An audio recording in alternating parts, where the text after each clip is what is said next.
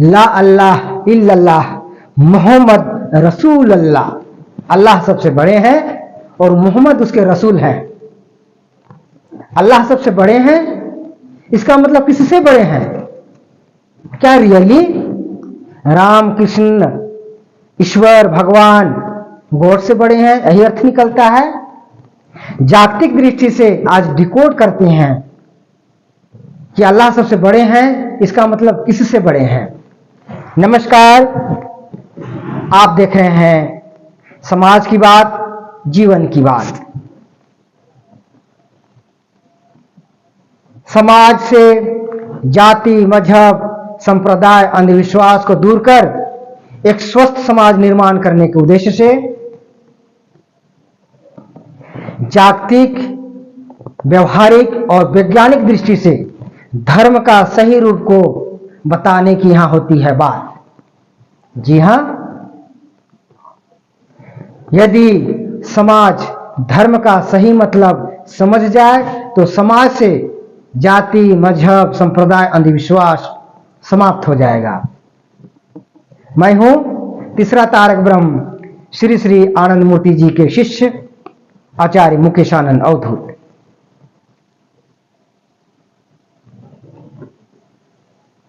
ला अल्लाह इल्लल्लाह मोहम्मद रसूल अल्लाह। अल्लाह सबसे बड़े हैं, मोहम्मद उसके रसूल हैं। अल्लाह सबसे बड़े हैं, किससे बड़े हैं? आज व्यवहारिक दृष्टि से, जागतिक दृष्टि से इसको डिकोड करने का प्रयास करते हैं। पूरे विश्व ब्रह्मांड में सभी जगह, सभी चीजों में एक ही सिस्टम चल रहा है। जो सिस्टम इस विश्व ब्रह्मांड में चल रहा है, वही सिस्टम इस हमारे शरीर में चलता है। इसीलिए कहा गया है जथा ब्रह्मांडे तथा पिंडे। इस पिंड में हमारा मानव जीवन तीन चीजों के समन्वय से चलता है: शरीर, मन और आत्मा। ज्ञान, बुद्धि, विवेक हमने नहीं बोला क्योंकि ये मन के अंदर आ जाता है। तो ये मानव जीवन को विश्व ब्रह्मांड के साथ तुलना करें तो विश्व ब्रह्मांड का शरीर है चांद, सूरज, पृथ्वी, ग्रह, नक्षत्र। और ये जागतिक जगत में जो सूक्ष्म क्रियाएं चल रही है वो है ज्ञान, बुद्धि यानी मन। उदाहरण के लिए मैं बता रहा हूं। और विश्व ब्रह्मांड का आत्मा है परमात्मा। जो जिस तरह से शरीर, मन और आत्मा के समन्वय से जीवन चलता है, उसी तरह से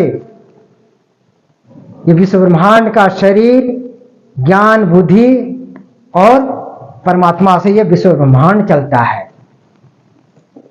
हमारा इस शरीर से ज्यादा महत्व है मन का और मन से ज्यादा महत्व है आत्मा का।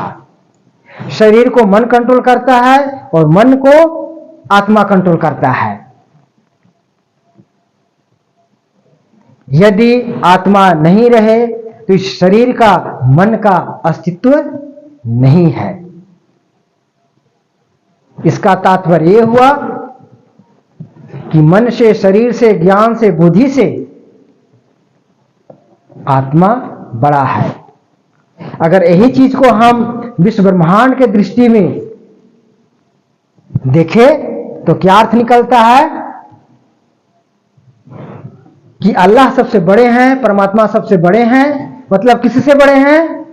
इस विश्व ब्रह्मांड के शरीर से, विश्व ब्रह्मांड के ज्ञान से, बुद्धि से।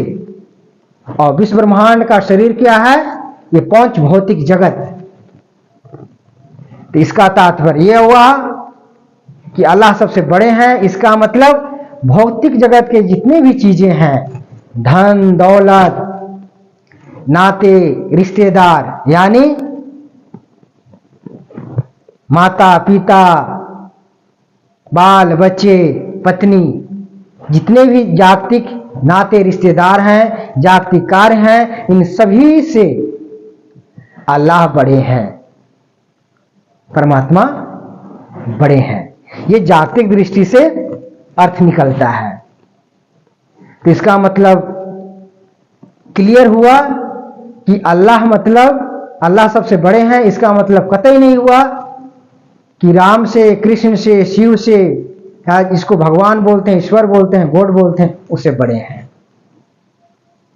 एक दूसरा उदाहरण लेते हैं। जगत में एक पदार्थ, एक द्रव्य लेते हैं, पानी। पानी जहां भी रहेगा, इस ग्रह में रहे कि दूसरे ग्रह में रहे, इस देश में रहे कि दूसरे देश में रहे, जहां भी रहेगा पानी का गुण स्वभाव एक जैसा रहेगा।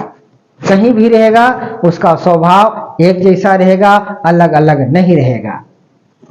अब इस पानी को